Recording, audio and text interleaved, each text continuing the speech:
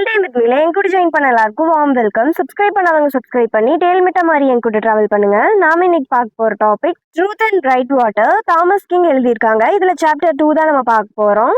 இந்த சாப்டர் எப்படி ஸ்டார்ட் ஆகுது அப்படின்னா, அடுத்த நாள் காலையில நரேட்டர் எந்திரிக்கும் போது ரெக்கார்ட் பிளேயர்ல இருந்து இசை ஒலிக்குது. அவங்க அம்மா கிச்சன் டேபிள் மேல உட்காந்து ஒரு பழைய நீல நிற சட்டைய சிறு துண்டுகளா கிழிச்சிட்டு இருக்காங்க.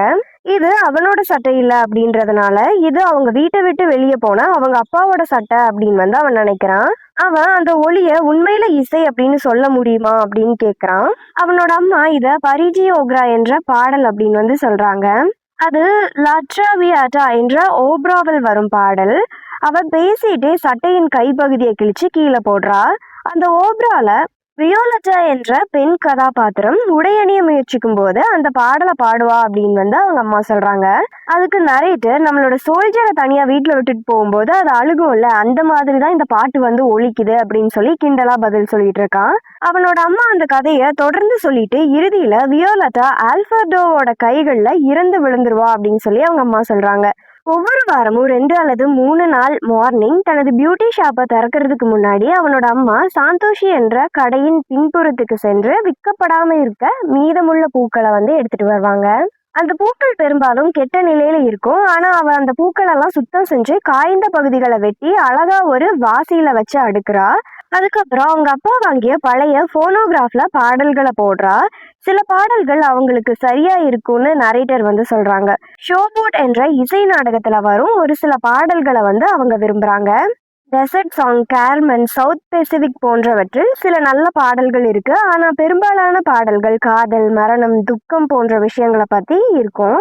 மேலும் அவை யாருக்கும் புரியாத மொழிகள்ல இருக்கும் அப்படின்றதுனால அந்த பாடல்கள் அவனுக்கு பிடிக்காது. அந்த ரெக்கார்டுகள் எல்லாம் அவனோட தாத்தாக்கு சொந்தமானது. அவர் ஒரு போருக்காக இத்தாலி போயிட்டு வந்ததுக்கு அப்புறம் ஓப்ரா அண்ட் மியூசிக்கல் பாடல்களை ரொம்பவுமே விரும்ப ஆரம்பிச்சாரு. அதனால பல ஓப்ரா அண்ட் இசை நாடகங்கள்ல வரும் பாடல்களை சேகரிச்சாரு. நரேட்டரோட அம்மாக்கு அந்த பாடல்கள் அனைத்துமே மனப்பாடமா தெரியும். அவ பாடும்போது ரெக்கார்டரோட சேர்ந்து அவளோட குரலும் கலந்துரும். அவ ஒரு நடிகையா இருந்திருக்கலாம் அப்படின்னு சொல்லி அவ அடிக்கடி சொல்லிட்டே இருப்பா. ஏன்னா அவ நடந்து வர்ற அந்த ஸ்டைலும் திரும்புறதும் தன்னோட தலையை வச்சுக்கிற ஸ்டைலும் இது எல்லாமே வந்து மேடையில நடிக்கும் நடிகைகளை போலவே இருக்கும். சில நாள் மார்னிங்ல கடையில யாரும் இல்லாதப்ப அவளோட இசையை பின்தொடர்ந்து அவ அப்படியே டான்ஸ் ஆடுற மாதிரி அவளோட அசைவுகளை எல்லாமே அந்த ரெக்கார்டர்கள் முடிகிற வரைக்குமே அவ வந்து அந்த மாதிரி டான்ஸ் ஆடுற மாதிரியான ஆக்ஷன்ஸை வந்து பண்ணிக்கிட்டே இருப்பா. அந்த பாட்டு டான்ஸ் எல்லாம் ஆடி முடிச்சதுக்கு அப்புறம் அந்த போனோகிராமை எடுத்து வேகமாகவும் உறுதியாகவும் வந்து அவ அணைச்சுக்கிறா. அம்மா அந்த போனோகிராமை வேகமா அணைக்கும் போது அந்த அசைவு வந்து எப்படி இருக்கும் அப்படின்னா நரேட்டருக்கு பாக்குறப்போ பாட்டி வந்து அந்த கோழிகளோட தலையை முறிச்சு கொள்ளுவாங்கல்ல, அந்த காட்சி தான் வந்து நினைவு வருது அப்படின்னு சொல்லி அவன் சொல்றான். பள்ளி விடுமுறை ஆரம்பிச்சிருச்சு. அதனால இப்போ ஏதாவது வேலை தேடணும் அப்படின்னு சொல்லி அம்மா சொல்றாங்க. நரேட்டர் சமையல் அறையில எந்த உணவும் சமைக்கப்படல அப்படின்றத கவனிக்கிறான். சாசேஜஸ் ஆர் பெக்கான் போன்ற வாசனை கூட இல்லை. அதனால காலையில உணவுக்கு என்ன இருக்கு அப்படின்னு வந்து கேட்கறான். அம்மா காலை உணவை பத்தி எதுவுமே பேசவே இல்லை. கோடை காலத்துல ரயில் ரோடு வேலைகளுக்கு மனிதர்களை எடுக்கலாம் அப்படின்னு சொல்றா. நரேட்டர் தொடர்ந்து சாசேஜ், எக், பிரெஞ்சு டோஸ்ட் இது மாதிரியான உணவுகளை வந்து கேட்கறான். அம்மா அதை கவனிக்காம கேரல் கபோர்ட்ல இருக்கு, வேலையை பத்தி வேலி பாஸ்டன் கிட்ட கேளு அப்படின்னு வந்து சொல்றாங்க. அம்மா பேசிக்கிட்டே மெத்த ஒன்று தைச்சிட்டு அந்த பேஸ்கெட்ல இருக்கிறதெல்லாம் எடுத்து அவளோட மடியில விரிச்சு வச்சு வேலையை வந்து செஞ்சுட்டு இருக்கா. நரேட்டர் லம்மோட ஹார்ன் பகுதிக்கு போனப்போ ஒரு ஸ்கல்லை வந்து கண்டுபிடிச்சோம் அப்படின்னு சொல்றான். அம்மா அதை அங்கேயே விட்டுட்டு வந்துட்டீங்கன்னு நான் நம்புறேன் அப்படின்னு சொல்லிட்டு கவலைப்படுறாங்க. லம்மா அது மனித தலையோட இருக்கலாம் அப்படின்னு சொன்னதா அவங்க அம்மா கிட்ட சொல்றான் நரேட்டர். அதை கேட்டதுக்கு அப்புறம் அம்மா சோல்ஜர் அதை கடிக்கல அப்படின்னு நான் நம்புறேன் அப்படின்னு சொல்றாங்க. இது வந்து அவங்களுக்கு ரொம்ப வரீடா ஃபீல் பண்ண வைக்குது. அவங்க ஒரு பொண்ணையும் பார்த்ததா நரேட்டர் வந்து சொல்றான். அந்த பெண் ஹார்ன்ல இருந்து ஆத்துல வந்து குதிச்சிட்டாங்க அப்படின்றதையும் சொல்றான். அவங்க அம்மா அந்த பெண்மணியை இந்த பாய்ஸ் ஒளிஞ்சிருந்து பார்க்கலன்னு நான் நம்புறேன் அப்படின்றத வந்து சொல்றாங்க. இதனால அவனோட அம்மா கோவப்படாம அமைதியா இருக்காங்க அப்படின்றத வந்து தெரிய வருது. அவங்க அம்மா பேசிட்டு இருக்கும் போதே மெத்தையோட பேஸ்கெட்ல இருந்து ஒரு சின்ன டின் பாக்ஸை வந்து எடுக்கிறாங்க. அந்த பெட்டிக்குள்ள பேப்பர் கிளிப்ஸ், நிறைய கற்கள் வந்து இருந்துச்சு, நிறமுள்ள கற்கள், பட்டன்ஸ், ஃபர்துண்டுகள், மீன் எலும்புகள் போன்ற சிறிய அண்ட் பழைய பொருட்கள் வந்து இருந்துச்சு. பொதுவா மக்கள் இப்படி இருக்கிற பழைய பொருட்கள் எல்லாமே தூக்கி எறிஞ்சிருவாங்க. ஆனா அவனோட அம்மா அது எல்லாமே வந்து சேகரிச்சு வச்சிருக்காங்க. அம்மா வேலையை முடிச்சதுக்கு அப்புறம் பிரைட் வாட்டர் அப்படின்ற இடத்துக்கு போகணும் அப்படின்னு சொல்றாங்க. அது பெரும்பாலும் நரேட்டரோட பாட்டியை பார்க்க போகிற ஒரு பயணம் தான் அப்படின்றது வந்து நரேட்டருக்கு தெரியும். நரேட்டர் வந்து அது பாட்டி வீடா அப்படின்னு வந்து கேக்குறாங்க. அதுக்கு வந்து அவங்க அம்மா நீ ஒன்றும் வர தேவையில்லை அப்படின்னு சொல்லிட்டு அவளோட தையல் வேலைகளை வந்து அமைதியா பார்த்துக்கிட்டு இருக்கா. நரேட்டர் சாப்பிட்றதுக்கு நைட்டுக்கு என்ன அப்படின்னு வந்து கேட்குறாங்க. அம்மா ஃப்ரிட்ஜில் ஏதாவது உணவு இருக்கா பாரு அப்படின்னு வந்து சொல்கிறாங்க. நரேட்டர் பீட்சா ஆர்டர் பண்ணலாமா அப்படின்னு வந்து சொல்கிறான். ஆனால் அம்மா வந்து அது ஒத்துக்காம மறுக்கிறாங்க. அதுக்கப்புறம் அவள் ஒரு ஆழ்ந்த பெருமூச்சு வந்து விடுறா. நரேட்டருக்கு அம்மா இப்படி பெருமூச்சு விடுறது பழக்கமாகி போயிடுச்சு அப்படின்னு வந்து சொல்கிறான். சோல்ஜர் ஓடி போனாலும் அவன் தனது அறையை சுத்தமா வச்சுக்காம இருந்தாலும் அவர் பாத்திரங்களை கழுவ மறுத்தாலும் அம்மா வந்து இப்படிதான் பெருமூச்சு விடுவாங்க. ஆனா இப்போ வந்து நரேட்டருக்கு அது ஒரு பெரிய கவலையை வந்து தர்றதில்ல. நரேட்டர் தனது அம்மாவை மற்றவங்களை விட ரொம்ப நல்லா புரிஞ்சு வச்சிருக்கான். அதனால அவங்களோட பிஹேவியர்ஸ் அதிகமா இவனை வந்து பாதிக்காது அப்படின்னு சொல்றான். அம்மா திடீர்னு ஒரு நாள் ஒரு 2 நாள் வீட்டை விட்டு வெளியே போனா என்ன பண்ணுவ இல்ல என்ன நினைப்ப அப்படின்னு வந்து கேக்குறாங்க. இது அவ மனதளவுல ரொம்பவுமே சோர்வா இருக்கா அப்படின்றத காட்டுது. நரேட்டர் எங்க போவ அப்படின்னு கேட்கும்போது அவ வந்து தெரியாது அப்படின்னு பதில் சொல்றா. அந்த பியூட்டி பார்லர் நடத்துறது வந்து அவளுக்கு ரொம்பவுமே சோர்வடைய செய்யுது. நரேட்டர் எட்மண்டன் நகரத்துல இருக்க மால்க்கு போலாமா அப்படின்னு வந்து கேக்குறான். அதை அவன் சுலபமா சுற்றுலா மாதிரி யோசிக்கிறான் என்பதை காட்டுது. அந்த நேரத்துல கடை கதவின் மணி வந்து ஒலிக்குது. யாரோ கடைக்குள்ள வராங்க. அம்மா மெத்தையை விட்டுட்டு எழுந்து வாடிக்கையாளர்களை பாக்குறாங்க. அவ வெளியே போகும்போது அப்பாவை பார்த்தா காரை பத்தி கேளு அப்படின்னு சொல்லி நரேட்டர் கிட்ட சொல்றா. இது அப்பா வீட்டுல இல்லாம வேற இடத்துல இருக்கிறத காட்டுது. போனோகிராஃப்ல புதிய ரெக்கார்ட் வந்து தொடங்குது. இதுல கேமலாட் என்ற இசை நாடகத்துல வரும் பாடல் ஒலிக்குது. அதுல வீரர்களும் அழகான பெண்களையும் பத்தி பாடுறாங்க. நரேட்டர் கடைக்குள்ள போகும்போது லூசி ராபிட் என்ற பெண் நாற்காலியில் உட்கார்ந்துருக்காங்க. அவங்களோட தலைமுடி மஞ்சள் பிளாஸ்டிக் கொண்டு சுத்தப்பட்டிருக்கு. அவ இயர்போன் மூலியமா பாட்டு கேட்டுட்டு இருக்கா. சோல்ஜர்ன்ற டாக் வந்து தரையில படுத்துட்டு இருக்கு. லூசி ஸ்மக்லிங் பத்தி பேசுறா. அது ஆபத்தான வேலை அப்படின்னாலும் சுவாரஸ்யமா இருக்கும் அப்படின்னு அவ சொல்றா. அம்மா உடனே அப்பா இந்த மாதிரி வேலையெல்லாம் செய்யறது இல்ல அப்படின்னு வந்து சொல்றா. லூசி ராபர்ட் மிச்சம் நடித்த ஸ்மக்லிங் படம் பார்த்ததா வந்து சொல்றா. அந்த நேரத்துல ரோலிங் ஸ்டோன் பாடிய கெட் ஆஃப் மை கிளவுட் அந்த பாட்டை வந்து பாடுறா. லூசி எப்பவும் மெர்லின் மேன்ரோ என்ற நடிகையின் புகைப்படத்தை தாம் பர்ஸ்ல வந்து வச்சிருப்பா. அது பழைய மேகசின்ல இருந்து எடுத்த படம். அந்த புகைப்படத்துல மேர்லின் மான்ரோ காற்றுல உயர்ந்த உடைய கீழே தள்ள முயற்சிக்கிறா. அவ சிரித்தபடியே இருப்பான் அந்த புகைப்படத்துல. அந்த படம் வந்து ரொம்பவுமே பிரபலமானது. லூசிக்கு ஒரு விசித்திரமான கருத்து இருக்கு. மேர்லின் மான்ரோ உண்மையில இந்திய பழங்குடியின பெண் அப்படின்னு அவங்க நம்புறாங்க. அவ அந்த புகைப்படத்தை தான் முகத்தோட சேர்த்து வச்சு காட்டி ஒத்துமை இருக்கா பாருங்க அப்படின்னு வந்து கேக்குறா. நரேட்டரும் கொஞ்சம் ஒத்துமை இருக்கிற மாதிரி தான் தெரியுது அப்படின்னு வந்து அவர் சொல்றாரு. லூசி அண்ட் மேர்லின் மான்ரோவோட படத்தை நீண்ட நேரமா பார்த்ததுக்கு அப்புறம் நரேட்டர் நீங்க 2 பேரும் சிஸ்டர்ஸ் மாதிரி இருக்கிறீங்க அந்த மாதிரி தான் தெரியுது அப்படின்னு சொல்றாங்க. அதனால லூசி மேர்லின் மான்ரோ மாதிரியே இருக்கணும் அப்படின்னு சொல்லிட்டு பிளாண்ட் ஹேரை வந்து விரும்புறாங்க. லூசி நரேட்டரோட அம்மா கிட்ட சொல்றான் தன்னோட நிறத்தை வந்து மாத்திக்க முடியாது, தோளோட நிறத்தை என்னால மாத்திக்க முடியாது, ஆனா குறைஞ்சபட்சம் என்னோட தலைமுடி கலரையாவது நான் மஞ்சள் நிறமா மாத்திக்க முயற்சி பண்றேன் அப்படின்னு வந்து அவ சொல்றா. லூசி பல வருடங்களா நரேட்டரோட அம்மாவோட அந்த அழகு நிலையத்துக்கு வந்து தன்னோட தலைமுடி நிறத்தை மஞ்சள் நிறமா மாத்திக்க முயற்சி பண்ணிட்டு வர்றா. ஆனா அவங்க அடைய நினைக்கும் மேர்லின் மான்ரோவோட மென்மையான மஞ்சள் வெள்ளை நிறம் வந்து கிடைக்கவே இல்லை. அதுக்கு பதிலா பிரகாசமான ஆரஞ்சு நிறம் தான் வந்து கிடைச்சது. லூசி நினைக்கிறது என்னன்னா மேர்லின் மான்ரோ பழங்குடியின மக்களான கிரீ ஆர் ஓஜிபே இனத்தை சேர்ந்தவங்களா இருக்கலாம் அப்படின்னு நினைக்கிறாங்க. நரேட்டரோட அம்மா அதுக்கு ஒத்துக்கல. லூசியின் முடி இயற்கையாவே மிகவும் கருப்பா இருக்கிறதுனால அது ஒருபோதும் முழுமையா மஞ்சள் நிறமா மாறாது அப்படின்னு வந்து அவங்க சொல்றாங்க. முடிய எவ்வளவு அழகா செஞ்சு விட்டாலும் அது பிரகாசமான செம்பு கம்பிய போல இல்ல பழைய இரும்பு ஸ்கிராப் பேட் போலவே தெரியுது. அம்மா மேலும் சொல்றாங்க மேர்லின் மான்ரோ பழங்குடியினத்தை சேர்ந்தவர் அப்படின்னு சொல்லி நான் ஒருபோதும் கேள்விப்பட்டதே இல்லை அப்படின்னு. அதுக்கு லூசி பதில் சொல்றா. அது உண்மையா இருந்தா மக்கள் அதை ரகசியமா வச்சிருக்காங்க அப்படின்னு வந்து சொல்றா. அந்த நேரத்துல சோல்ஜர்ன்ற டாக் வந்து நரேட்டரோட மடியில தலைய வச்சு படுத்துட்டு இருக்கு. லூசி பலமுறை மேர்லின் மான்ரோவை பத்தி இந்த விதமான விசித்திரமான கருத்துக்களை சொல்றதுனால முன்னாடியே கேட்டு கேட்டு அது வந்து சலிச்சு போன மாதிரி தெரியுது. லூசி நரேட்டரை பார்த்து இப்போ என்ன செஞ்சுட்டு இருக்க அப்படின்னு கேக்குறாங்க. உனக்கு காதலி இருக்காளா அப்படின்னு வந்து கேக்குறாங்க. அதுக்கு பதிலா நரேட்டர் லம்மோட ஹான் பகுதியில ஒரு பெண் ஆத்துல குதிச்சதை வந்து நாங்க பார்த்தோம் அப்படின்னு சொல்றாங்க. லூசி அதை பெருசா எடுத்துக்காம அடுத்த டாபிக் வந்து போயிடுறாங்க. ஜம்பிங் ஜாக் ஃபிளாஷ் அப்படின்ற பாடலை கிட்டார் வாசிப்பது போல நடிச்சு பாடுறா. லூசியோட ஆரஞ்சு நிற தலைமுடி ஆரம்பத்துல விசித்திரமா இருந்துச்சு. ஆனா அந்த ஊர்ல யாருக்குமே அந்த நிற தலைமுடி இல்லாததுனால அதுக்காகவே அவ ரொம்பவுமே பிரபலமாயிடுறா. அவளை பக்ஸ் பன்னி அப்படின்னு அழைக்க தொடங்குறான். ஏன்னா அவளோட தலைமுடி கேரட் மாதிரி இருக்கு அப்படின்னு சொல்லி. லூசி அதுக்கு பதிலா வெஸ்கலி வேபிட் அப்படின்னு கிண்டலா அழைக்கிறா. லூசி எங்க போனாலும் அவளை எளிமையா கண்டுபிடிச்சிடலாம். ஃபுட்பால் ஃபீல்ட கடக்கும் போது, கிராசரி ஸ்டோர்ல திங்ஸ் வாங்கும் போது, ஆர் சினிமா தியேட்டர்ல கூட அவளோட தலைமுடி தூரத்துல இருந்தே தெரியும். லூசி நரேட்டர் கிட்டயும் அவனோட அம்மா கிட்டயும் கேரோல் பத்தி கேள்விப்பட்டிருக்கீங்களா அப்படின்னு கேக்குறா. அவ பேசிட்டு இருக்கும் போதே பாட்டை கேட்டுட்டு தலைய ஆட்டிக்கிட்டே நாற்காலிய மெதுவா தட்டிட்டு இருக்கா. நரேட்டரோட அம்மா, நீ கேரல் மில்லர் ஃபிதர் பத்தியா பேசுற அப்படின்னு கேக்குறாங்க. அதுக்கு அவளும், ஆமா அதை பத்தி தான் நான் கேக்குறேன், அந்த கேரோலே தான் அப்படின்னு உறுதிப்படுத்துறா. அம்மா, கேரோல் மேரேஜ் பண்ண போறாளா அப்படின்னு கேக்குறாங்க. லூசி அது நடந்தா ரொம்ப பெரிய அதிர்ச்சி தான் அப்படின்னு சொல்லி நகைச்சுவையா சொல்லிட்டு இருக்கா.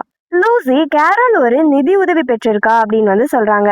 அந்த பணத்தை பயன்படுத்தி ட்ரூத் அப்படின்ற நகர்ல ஒரு கம்யூனிட்டி தியேட்டர் குரூப் ஆரம்பிக்க திட்டமிட்டு இருக்கா அப்படின்னு சொல்றாங்க. இதன் மூலியமா அந்த நகரத்துல நாடகம், நடிப்பு, கலை நிகழ்ச்சிகள் இதெல்லாம் கொண்டு வரணும் அப்படின்றதே கெரோலோட விருப்பம் அப்படின்றத காட்டுது.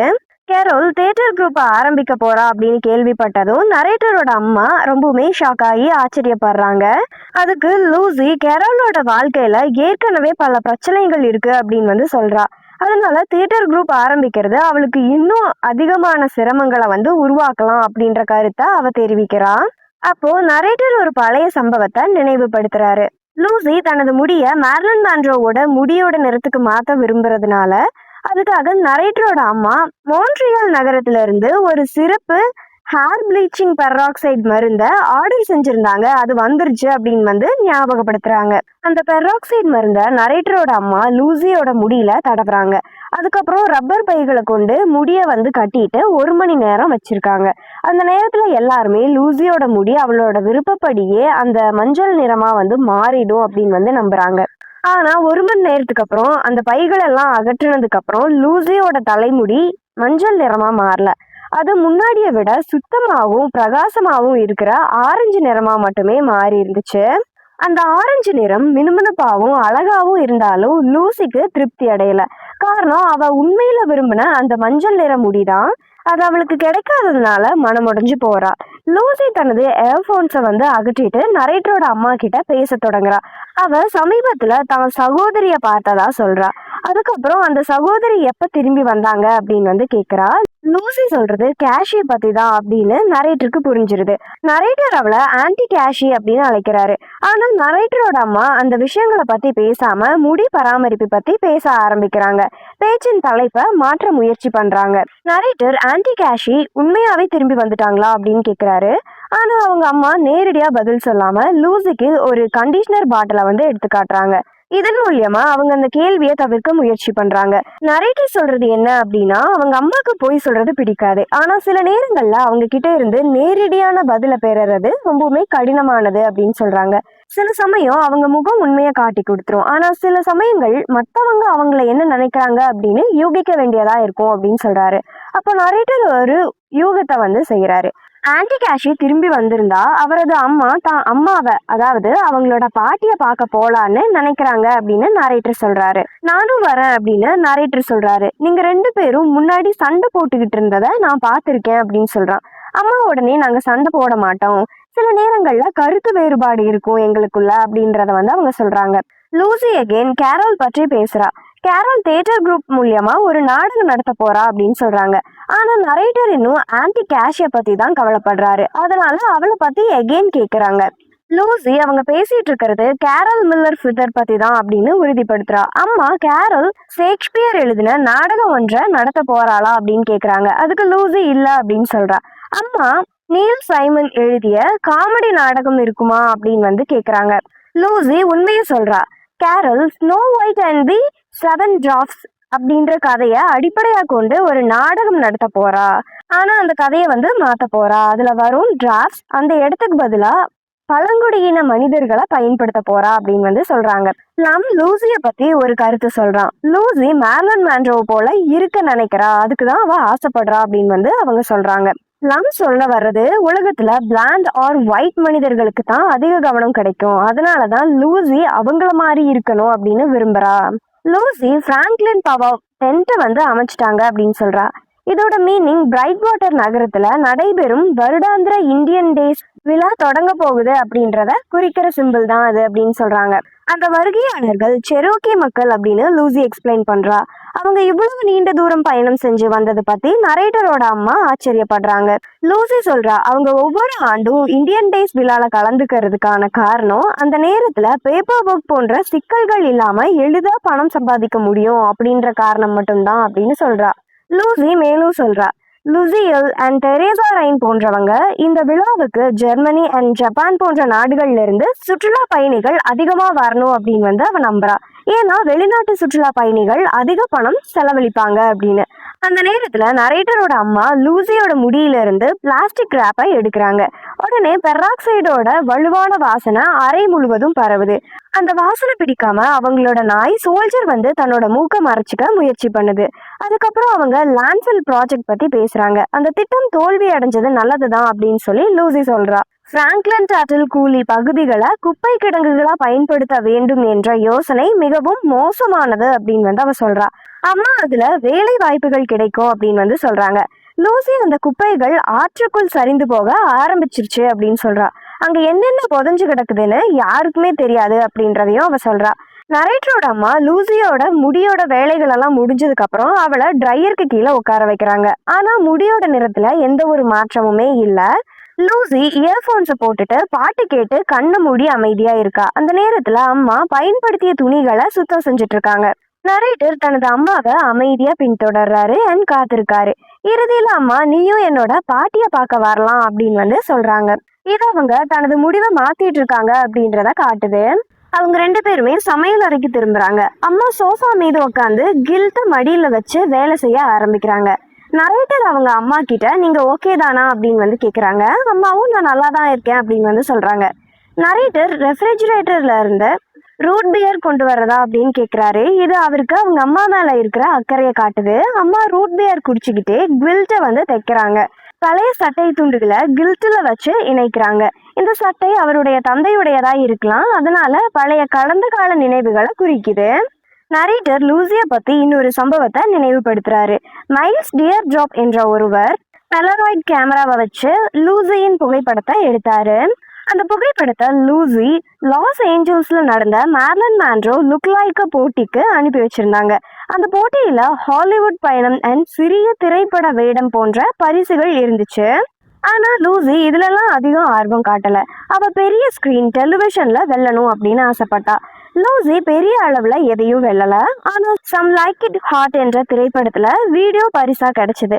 அந்த திரைப்படத்துல மேர்லின் மான்ரோ ரொம்பவுமே சிறப்பா நடிச்சிருக்காங்க அப்படின்னு அவ நம்புறா. கேரல் மில்லர் ஃபிதர் நடத்த இருக்கும் ஒரு நாடகத்துல அம்மா ஆடிஷன் செய்யலாமா அப்படின்னு சொல்லி நரேட்டர் கேட்கிறாரு. அம்மா ஏதோ முயற்சி பண்ணி பார்க்கலாம் அப்படின்னு சொல்றாங்க. அதுக்கு நரேட்டர் ஊக்கம் அளிக்கிறாங்க.